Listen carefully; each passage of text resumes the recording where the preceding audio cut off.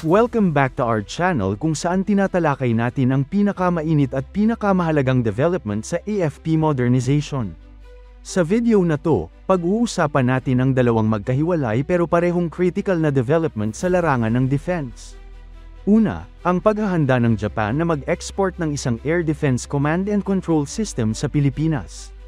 Pangalawa, ang pag-deploy ng US ng sarili nitong Shahed 136 clone drone sa Middle East bilang malinaw na mensahe at babala laban sa Iran. Pero bago tayo magpatuloy, tandaan natin na ang matatag na Pilipinas ay hindi lang nabubuo sa lakas militar, kundi sa maayos na pamahalaan, paglaban sa korupsyon, pagtanggi sa political fanaticism, at pagsugpo sa fake news. Mahalaga yan para sa tunay na seguridad at katatagan ng bansa. Tahimik pero tuloy-tuloy ang pag-level up ng Philippines pagdating sa air defense capability. At ngayon, ayon sa Japanese press, isa na namang critical system ang posibleng makarating sa bansa, ang Air Defense Command and Control System mula sa Japan. Ano ba ang ibig sabihin nito? Ito ang magiging parang utak o central brain ng air defense operations. Kung may dumarating na aircraft, missile o drone, ang system na ito ang mag-i-integrate ng lahat ng radar at sensor data. Ibig sabihin, bawat nakikitang threat mula sa ere ay papasok sa isang central command center, kino-compute at ina-analyze in real time. Dito malalaman ng AFP kung ano ang papalapit, gaano kabilis, anong altitude, anong direction, at kung ano ang pwedeng gawin, intercept, track, or prepare for potential strike. Maganda pa dito, seamless ang compatibility nito sa mga bagong Japanese-made air surveillance radars na galing Mitsubishi Electric. Sa ngayon, ang mga radars na ito ay isa sa pinakamodernong kagamitan ng Air Force pagdating sa long-range detection. Kung darating ang command and control system, parang inilalagay mo na sa iisang kwarto ang lahat ng mata, tenga, at utak ng iyong air defense network. Ang mas importanteng angle dito ay hindi lang Japanese radars ang pwedeng i-integrate. Pwedeng i-connect ang Western-made air defense systems, pati mga future acquisitions tulad ng potential missile shield, radar upgrades, o airborne assets. Kung may Chung-SAM systems man sa future, or Western GBADS tulad ng NASAMS, mas madali nang i-link dahil standardized ang architecture ng command and control system.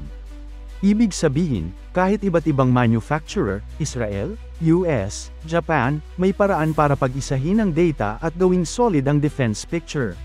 Bakit hindi masyadong komplikado i-export ang system na ito? Under Japan's export guidelines, ang command and control systems ay allowable for export. Kumpara sa Type 03 Chu-SAM medium-range missile system, mas madali itong i-approve at walang legal hurdle. Kumbaga, ito yung green light item sa listahan ng Japan. Kung babalikan natin ang Re-Horizon 3 stage ng AFP modernization program, malinaw doon na may planong magdagdag pa ng fixed and mobile air surveillance radars, both from Japan and other allies. Kasama sa long-term plan ang mas maraming radar coverage, mas malawak na network link in Luzon, Visayas, and Mindanao, integration sa ground-based air defense missiles, at syempre, kasama pati fighter aircraft, UAVs, at airborne early warning at control planes.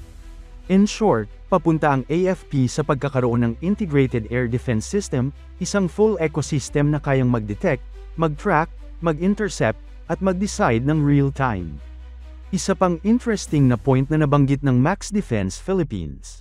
May commitment daw ang Japan na magtayo ng noon line-of-sight secured communication system as part ng acquisition ng radar packages.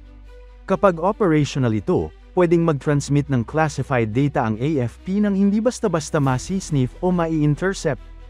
From remote bases papuntang GHQ, secured communications na sobrang important lalo na kapag real-time air threat data ang pinapasa. Hindi pa ito widely reported sa Japanese media, pero ayon sa defense insiders, maaaring nagsimula na ang project or malapit nang mag-start. Ano ang ibig sabihin nito para sa Pilipinas? Kung tutuusin, hindi lang ito about technology.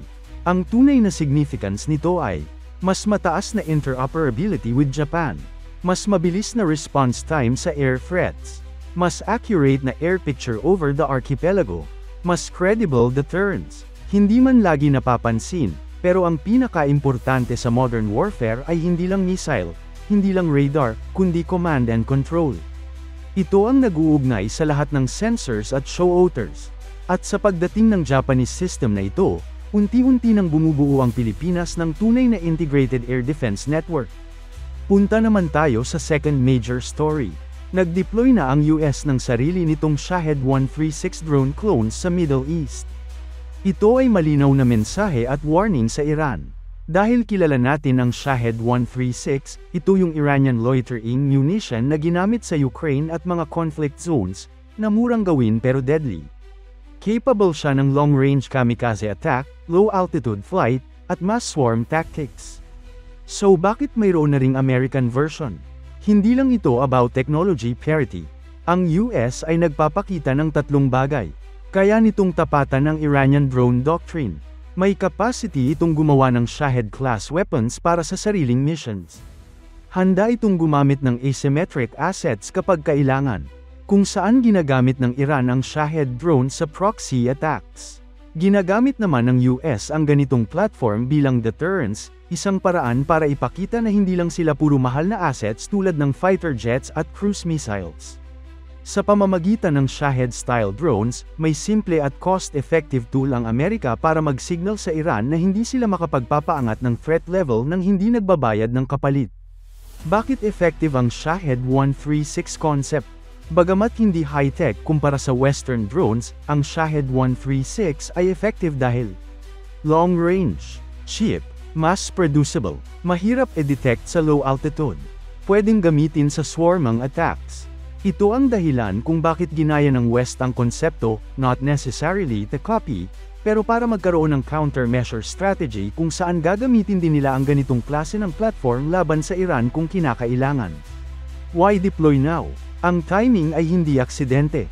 Sa gitna ng tumataas na tension sa Middle East, attacks sa Red Sea, proxy group strikes, at political pressure sa Iran, nagpapadala ang US ng malinaw na signal na kung mag-escalate si Iran, handa ang US na sumagot hindi lang sa pamamagitan ng malalaking assets, kundi pati drones na kaya nilang i-deploy ng maramihan at mabilis. Hindi man full-scale deployment, malaking simbolo ito sa region.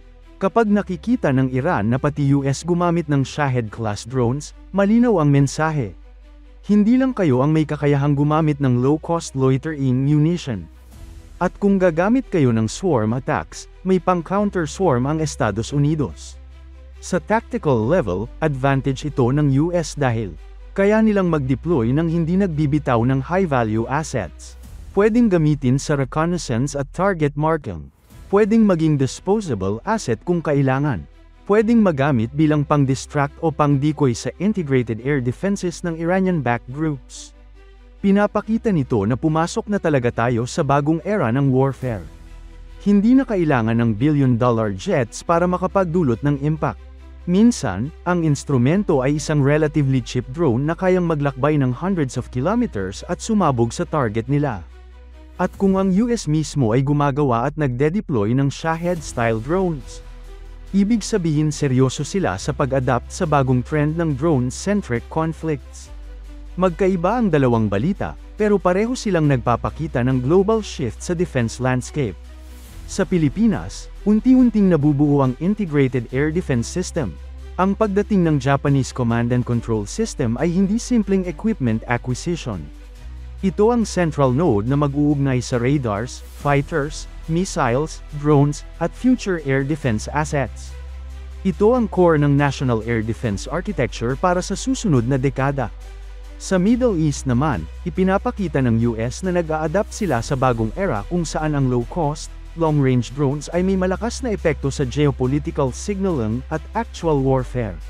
Kung kaya ng Iran gumawa ng Shahed, kaya rin ng US, at pwede nila itong gamitin bilang deterrence at tactical tool.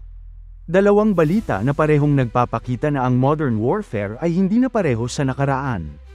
Ang laban ngayon ay nasa teknolohiya, integration, automation, drones, sensors, data, at command systems. At ang Pilipinas, kahit maliit kumpara sa ibang bansa, ay nasa tamang direksyon sa pagbuo ng mas solid at credible air defense posture. Welcome back to our channel kung saan tinatalakay natin ang pinakamainit at pinakamahalagang development sa